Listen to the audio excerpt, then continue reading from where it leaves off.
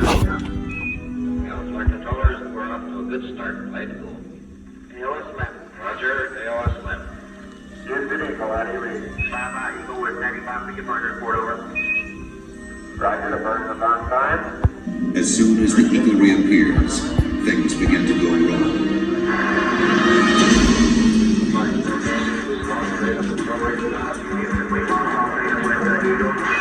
Radio communications break down.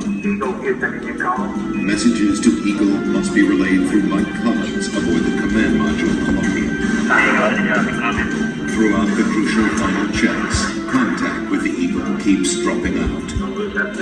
And Flight Director Gene Kranz inches closer to aborting the mission.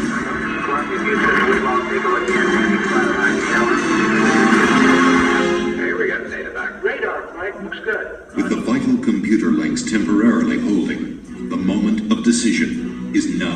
Okay, all flight controllers, go to those landing. Retro, go. I don't go. Guys, go. Control, go. Telcom, go. ESP, go. Econ, go. Sergeant, go. Getcom, we're go for landing. Eagle, get secure. Go for landing, over. I understand. Go for landing. One, go.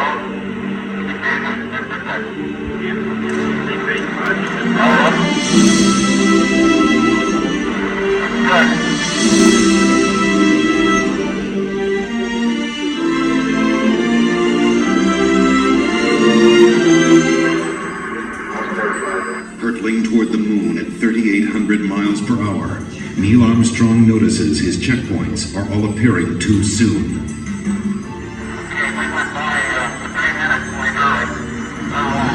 This means a serious navigation error. You think you're a little bit long downrange? At these speeds, 3 seconds long means missing the safe landing zone by 3 miles.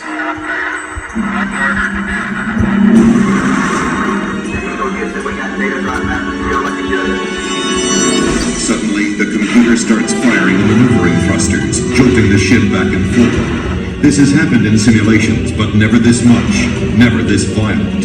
The smooth descent is becoming a bumpy ride.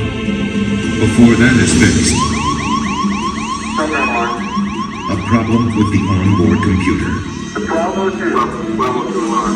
The astronauts have rehearsed for thousands of possible malfunctions, but not this one. It had been considered too unlikely. Seconds seem like hours as everyone struggles to remember the meaning of a 1202 program alarm. The deadline to safely aboard is vanishing fast. Service the reading on the 1202 program alarm. 1202 means the Eagle's onboard computer is overloading. This means Houston is blind, unable to make navigation corrections or interpret the data coming from Eagle's computer. Armstrong and Aldrin are on their own. Mission Control decides they can go ahead if the data link doesn't fail again. 1,000 feet, and Neil Armstrong can see that the computer is proposing to put them down in a dangerous place. That landing site is full of boulders. If they land there, they will never take off again.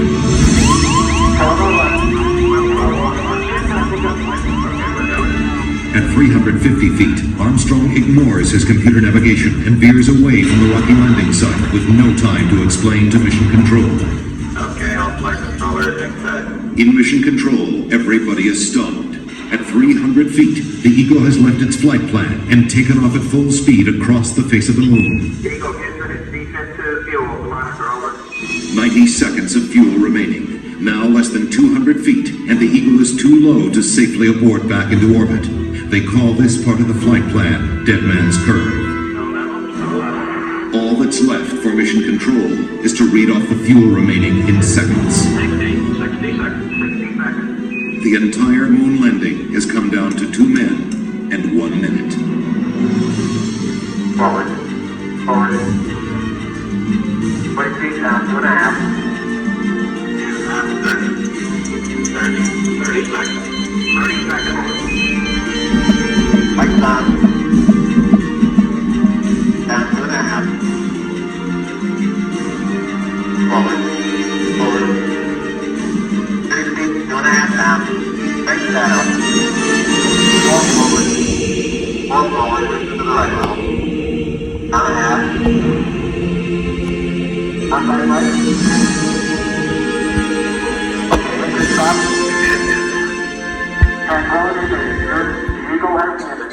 Rocket Tranquility, we got you on the ground. You got a bunch of guys about to turn blue. We're breathing again. Thanks a lot. A short time later, history is made again. Okay, Neil, we can see you coming down the ladder now. For one incredible moment, we are one people with one history, watching our destiny unfold. That's one small step for man, one giant leap for mankind.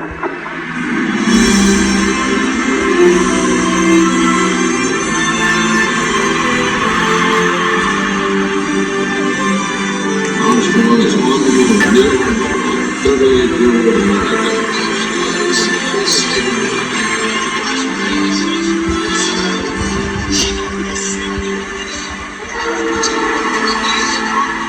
It was a moment shared by an entire world.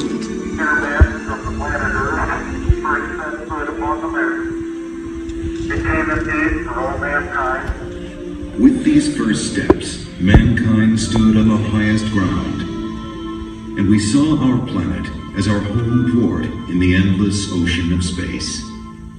There was something which was surprising to me. It occurred as I was standing on the surface. Just after we had landed, I'd gone down, standing on the surface and looking at planet Earth for the first time. Seeing the beauty, seeing the finiteness of it, the limits of it, and realizing what a shame it was that people were confronting each other on that planet without realizing what it was doing to the planet. It was a very emotional moment for me. I actually shed a couple of tears. Something totally unexpected for an engineer, fighter pilot to be crying quietly up there on the moon. Mankind had achieved a tenuous foothold in the heavens, and a new and exciting world lay waiting to be explored.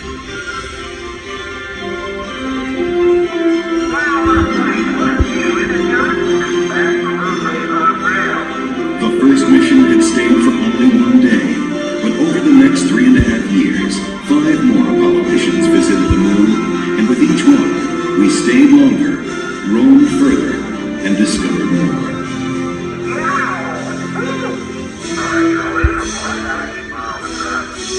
I never thought when I was a kid building rockets, in high school, that we would go to the moon, before the end of the century. I mean, I thought that was something that was way in the future, fantasy.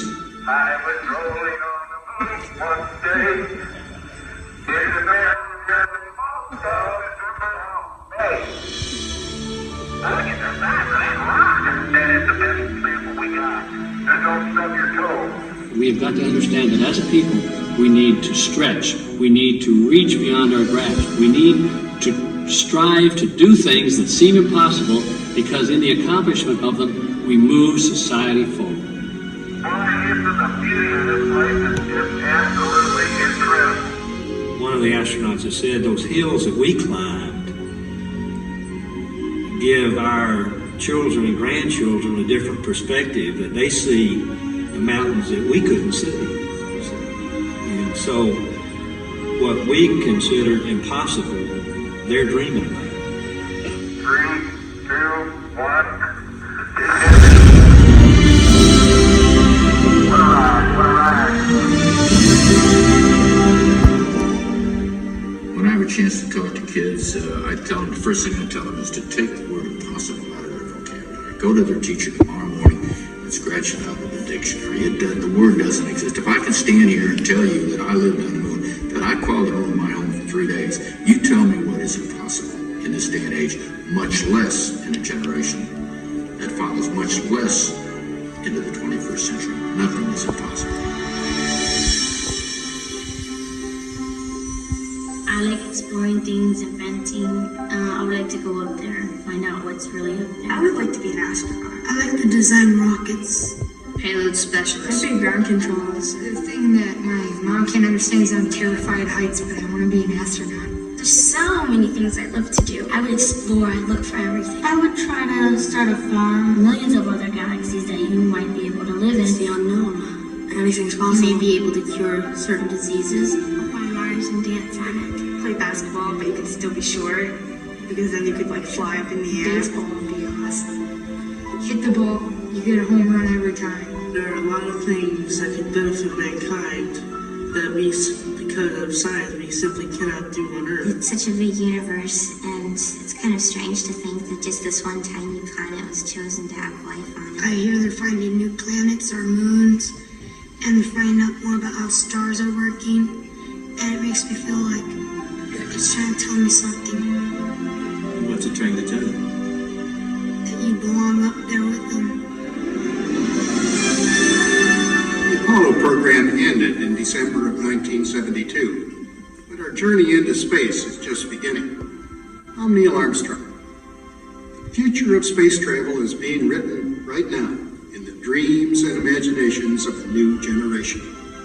Perhaps that's the greatest legacy of Apollo. It shows our children and grandchildren that with courage, imagination, and the will to explore, no dream is impossible.